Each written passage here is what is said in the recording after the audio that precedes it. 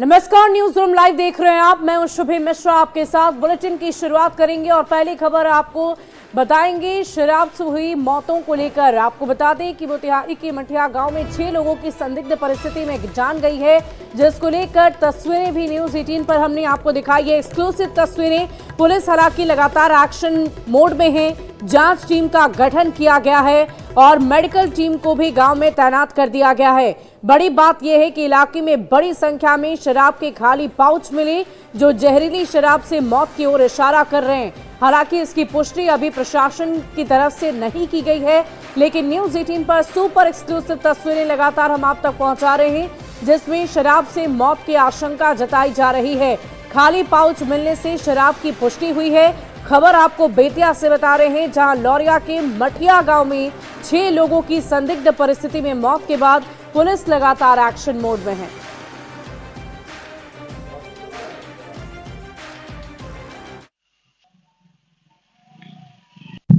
लौरिया के मठिया गांव में 6 लोगों की संदिग्ध परिस्थितियों में मौत के बाद पूरे गांव में मातम का माहौल है।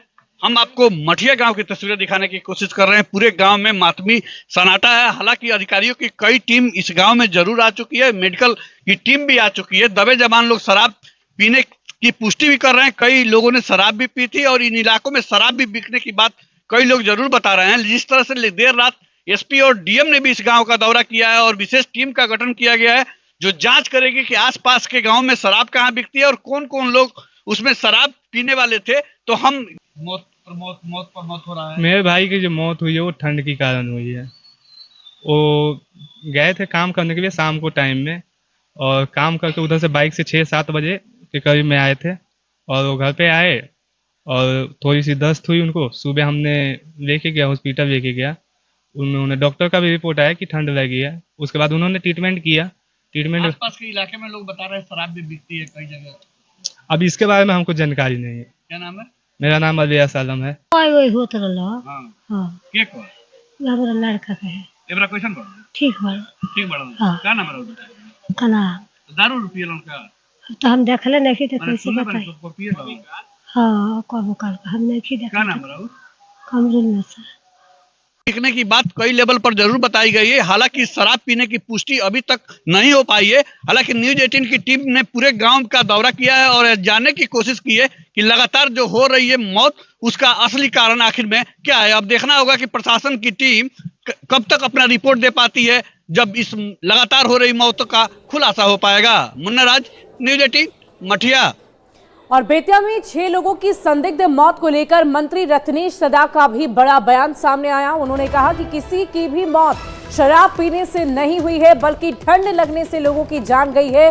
उसमें से सिर्फ एक व्यक्ति को शराब पीने की लत थी, लेकिन बाकी लोगों की जान ठंड लगने की वजह से गई है।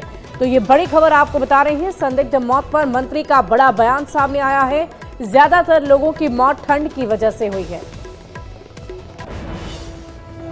5 आदमी में 4 आदमी ठंड के कारण और कोई खटका होता है। अब जो हो खटका हो, क्या होता है हम नहीं जानते। खटका में वो सब भूखे रहता था, जिसके चलते उसको ठंड के कारण, और उस समय बेतिया में हम भी थे, ठंड लग रहा था हार गला देगा। तो उसी के सिविल सर्जन के रिपोर्ट का अनुकूल कर रहा हूँ। उसी के दरमियान 4 आदमी को मौत हुआ है और एक जो कि जब से वो पैर रखा धरती पर, बुलने टहलने लगा, तब से शराब का आदी था, जिससे उसका लंग्स गड़बड़ हुआ और उसी में वह मरा है। जो परिजन हैं मृतक के, वो कह रहे हैं कि शराब पीने से मौत हुई है। उनका ये आरोप है। शराब पीने से मौत हुई तो पोस्टमार्टम कराना चाहिए उनको। दाह संस्कार करा दिया गया। हाँ, वो डर से करा दिया है। लेकिन वह जो मरा है एक आदमी, वो शराब का सही आदी लोग थे। और इसी बीच आपको बड़ी खबर राजधानी पटना से बताएं, जहां उत्पाद विभाग की तरफ से लगातार कार्रवाई की जा रही है। आपको बता दें कि उत्पाद विभाग ने एक लग्जरी कार से शराब की कई बोतलों को बरामद किया है। तो ये बड़ी खबर आपको राजधानी पटना से बता रहे हैं, जहां उत्पाद विभाग की टीम लगातार कार्रवाई कर रही है। और विभाग की टीम ने कार्रवाई करते हुए लग्जरी गाड़ी से ले जाई जा रही शराब की एक बड़ी खेप को जब्त किया है। पुलिस ने इस दौरान 534 लीटर शराब के साथ एक तस्कर को भी गिरफ्तार किया। जब्त शराब की कीमत करीब 4.5 लाख रुपए बताई जा रही है।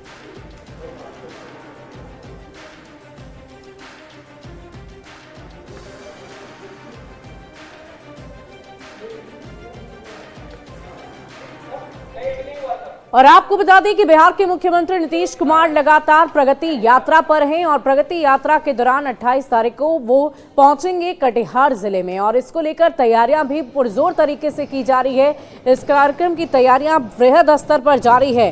प्रगति यात्रा के दौरान सीएम यहां अल्पसंख्यक छात्रावास में 33 लाख की लागत बन रहे कंप्यूटर लैब का उद्घाटन करेंगे। और इस बीच एक बहस ये भी छिड़ी हुई है कि सीएम को अल्पसंख्यकों का साथ क्यों नहीं मिलता, जिस पर मुस्लिम समाज के लोगों का दावा है कि कुछ लोग गुमराह होकर भटक जाते हैं, लेकिन पढ़े लिखे लोग नीतीश कुमार के काम पर ही उन्हें वोट देते हैं। मुख्यमंत्री नीतीश कुमार 28 जनवरी को प्रगति यात्रा के कारवां के साथ कटिहार पहुंचेंगे। कटिहार का ये अल्पसंख्यक छात्रावास है, यहाँ कायाकल्प का काम चल रहा है और लगभग 33 लाख से यह कंप्यूटर प्रशिक्षण केंद्र जो है निर्माण किया जा रहा है। आप देख सकते हैं बड़ी संख्या में लोग हैं, इस तैयारी के जायजा लेने आए हैं। लेकिन एक चर्चा हमेशा होता है कि इतने काम के बाद भी अल्पसंख्यक वोट नीतीश कुमार के पाले में क्यों नहीं जाता है। जरा बात कर लेते हैं, कुछ लोग हैं, इतना काम होता है फिर भी अल्पसंख्यक वोट नीतीश कुमार को क्यों नहीं मिलता है, क्या दिक्कत है? दिक्कत कुछ नहीं है, इसमें जो दिक्कत है लोग गुमराह हो जाते हैं, बहक जाते हैं, लोगों के भड़काव बातों में आ जाते हैं और जो पढ़े लिखे लोग वो तो वोट देते ही। संख्यक समुदाय है, उसके विकास के लिए बहुत योजनाएं लेकर आ रहे हैं और उसके विकास के लिए दे रहे हैं। सबसे पहले तो अल्पसंख्यक छात्रावास जहां आ रहे हैं, ये 100 बेड का छात्रावास है। जब से इस छात्रावास में माननीय मुख्यमंत्री जी ने थोड़ा शिक्षा का अभाव है, जानकारी का अभाव है, पढ़े लिखे लोग या जो नौकरी तकरीर में हैं वो लोग तो नीतीश कुमार को नेता मानते ही हैं। परिचय दीजिए। मैं सतीश ठाकुर जदयू के। बीजेपी के साथ रहने के बाद हमारे पूरे बिहार को इससे फ़ायदा भी है और बहुत सारे योजनाओं प्रदेश से यहाँ आता है जिससे सभी समाज के लोगों का उद्धार होता है। ये काम जारी है और अल्पसंख्यक छात्रावास है, इसका कायाकल्प किया जा रहा है और 28 जनवरी को नीतीश कुमार यहाँ पर पहुँचेंगे और इस छात्रावास के जो कंप्यूटर प्रशिक्षण केंद्र है उसका उद्घाटन करेंगे। सुब्रत, न्यूज़ 18 कटिहार। वहीं केंद्रीय मंत्री नितिन गडकरी की तरफ से बिहार वासियों को एक बड़ी सौगात दी जानी है। आपको बता दें कि किशनगंज और बहादुरगंज के बीच में NH 27 और NH 327E को जोड़ने का काम किया जाएगा, जिससे एक बड़ी सौगात बिहार वासियों को मिलेगी। इस 4 लेन के निर्माण के लिए 1117.01 करोड़ रुपए की स्वीकृति भी दे दी गई है।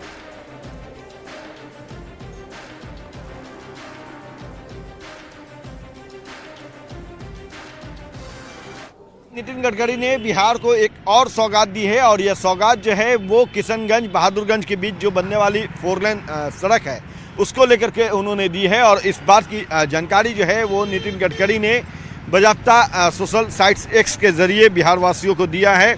और बताते चले कि इन्होंने जो अपने एक्स पे जो बातें लिखी है और जो जानकारी बिहार वासियों को साझा करते हुए खुशी जाहिर की है नितिन गडकरी ने कि बिहार के किशनगंज जिले में राष्ट्रीय राजमार्ग 27 और राष्ट्रीय राजमार्ग 327E को जोड़ने वाले एक स्पर के रूप में किशनगंज बहादुरगढ़ खंड लंबाई 24.849 किलोमीटर के 4 लेन के निर्माण के लिए 1117.1 करोड़ रुपए की लागत के साथ स्वीकृति प्रदान कर दी गई है। यह परियोजना आर्थिक कॉरिडोर है जो पूर्व और पश्चिम कॉरिडोर राजमार्ग और राष्ट्रीय राजमार्ग जो है 27 जो नया है और राष्ट्रीय राजमार्ग 31 जो पुराना है और राष्ट्रीय राजमार्ग 327E के बीच सीधी कनेक्टिविटी के लिए बहुत महत्वपूर्ण है। यह परियोजना विभिन्न शहरों से सिलीगुड़ी हवाई अड्डे डोगरा तक कनेक्टिविटी में भी सुधार करेगी। इससे नोडल बिंदुओं के बीच की दूरी और यात्रा के समय में काफ़ी कमी आने की उम्मीद जताई गई है और यह इसलिए किया गया है ताकि यात्रियों के लिए सबसे कुशल कनेक्टिविटी और सबसे नज़दीकी मार्ग प्रदान किया जा सके। तो कह सकते हैं कि नितिन गडकरी जो है वो लगातार देश के अलग अलग राज्यों में होकर के जो गुजरने वाले NH है उसको एक दूसरे से कनेक्ट करने की दिशा में पहल करते रहे हैं और आज एक बार फिर से उन्होंने किशनगंज और बहादुरगंज के बीच जो बनने वाली 4 लेन सड़क है उसको लेकर के ये स्वीकृति जो है वो प्रदान की है। तो कहीं ना कहीं कह सकते हैं कि जो देश के विभिन्न जो NH है उसको जोड़ने के दिशा में ये एक महत्वपूर्ण कदम बताया जा रहा है। कैमरा पर्सन सुबोध के साथ अमित कुमार, न्यूज़ 18 पटना। वहीं पशुपति पारस की लालू प्रसाद से मुलाकात होने के बाद सियासी गलियारों में इस मुलाकात को लेकर चर्चाओं का बाजार गर्म है और अलग अलग नेताओं की तरफ से प्रतिक्रिया भी दी जा रही है। जेडीयू के मुख्य प्रवक्ता नीरज कुमार ने पशुपति पारस को इसी बीच एक नसीहत दे डाली है और ये कहा है कि उन्हें आरजेडी में किसी एक व्यक्ति के सामने नतमस्तक नहीं होना पड़ेगा, बल्कि कई लोग वहां पर सर्वे सर्वा हैं और इसीलिए उन्हें हर किसी के सामने दंडवत होना पड़ेगा। समझ में यही नहीं आता है कि पावर सेंटर को वो क्यों नहीं समझ पा रहे हैं। अरे लालू जी को तो निष्प्रभावी मान लिया गया है। लालू जी को तो उनके बेटे ही उनकी भावना को दरकिनार करते हैं। तो लालू जी के यहाँ गुहार लगा रहे, दे दो राम, दिला दो राम, देने वाला सीताराम। अरे भाई सीताराम वहाँ नहीं होना है। एक पिंडा को प्रणाम करने से कोई उपाय नहीं है। 5-6 पिंडा है राजनीति का, सब पर दंडवत बैठक करिए तब ये उपाय है। तब याचक को मन होगा तो याचना करिए। और बिहार में हुई जातिगत जनगणना पर उठाए गए राहुल गांधी के सवाल पर अलग अलग नेताओं की तरफ से प्रतिक्रियाएं दी जा रही है और एनडीए के तमाम नेता इस पर सवाल खड़े कर रहे हैं। और इसी बीच जीतन राम मांझी ने यह पूछ दिया है कि आखिर किस आधार पर वो इस जातिगत जनगणना को फर्जी बता रहे हैं। किस आधार पर इसको फर्जी मानते हैं? हम समझते हैं गलतियां कहीं कुछ होती है, बावजूद उसके जब प्रधानमंत्री से हम लोग मिले थे तो प्रधानमंत्री ने साफ कहा था कि राज्य अपना जनगणना करा ले। तो नीतीश कुमार को धन्यवाद देते हैं कि सबसे पहला राज्य हुआ नीतीश कुमार का, उन्होंने जनगणना कराया है और जनगणना में देखा गया है। बढ़ते आगे अगली खबर आपको छपरा से बताएंगे, जहां एनडीए का आज संयुक्त कार्यक्रम है और इसी में सभी पार्टी के प्रदेश अध्यक्ष मौजूद रहेंगे और एक बड़ी तैयारी इस कार्यक्रम के मद्देनजर की गई है। आपको बता दें कि राजेंद्र स्टेडियम में इस तैयारी को रखा गया है और पूरा कार्यक्रम वहीं पर आयोजित रखा गया है। स्टेडियम को दुल्हन की तरह सजाया भी गया है।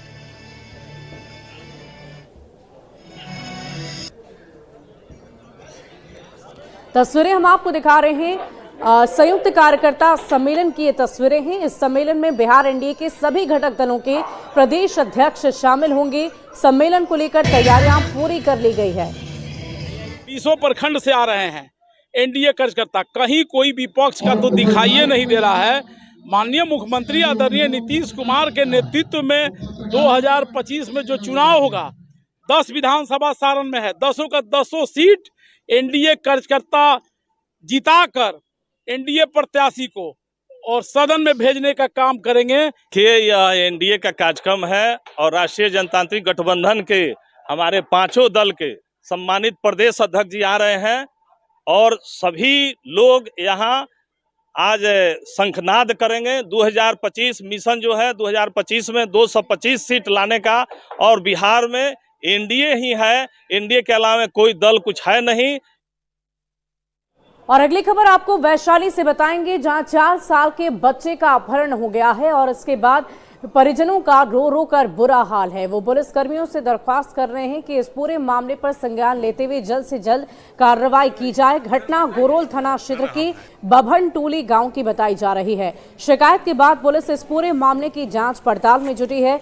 बताया जा रहा है कि 4 साल का सूर्यांश अपनी बहन के साथ घर के बाहर खेल रहा था और बच्चे की मां खेत में काम करने गई थी। इसी बीच बाइक से एक व्यक्ति आया और किसी संतोष का घर दिखाने के बहाने बच्चे को बाइक पर बिठा लिया, जिसके बाद से बच्चे का कोई अता पता नहीं चल पाया है।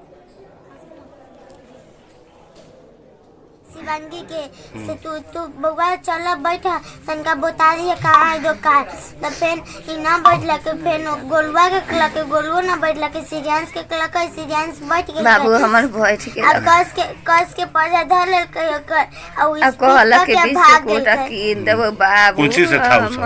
हां क्या चीज से था? मोटरसाइकिल से। कै गो था उस? एक आदमी से। किसी से दुश्मनी उस्मनी भी झगड़ा झंझट हुई है? ऐसे तो अखनी के करो से न रहे पहले से तो केकरा को सबसे तो हमरा वही दशा है। आई के दिन में सब हमर अपन हो गया, सब दिन से रहे हुए हैं।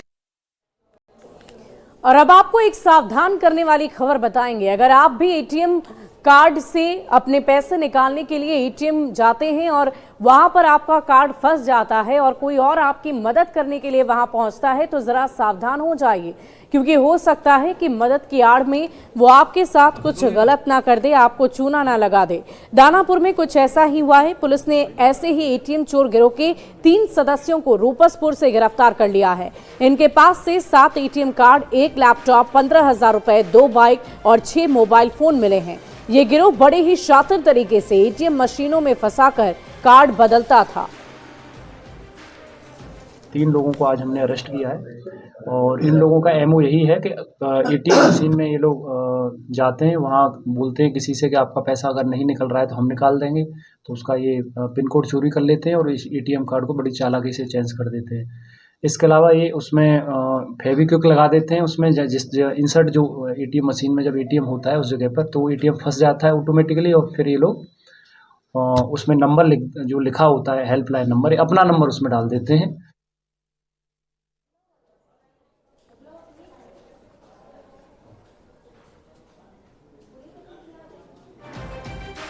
और इसी बीच एक खबर राजधानी पटना से आपको बताएंगे, जहां साइबर अपराधियों पर नकेल कसने के लिए ईओयू की तरफ से लगातार एक्शन लिए जा रहे हैं।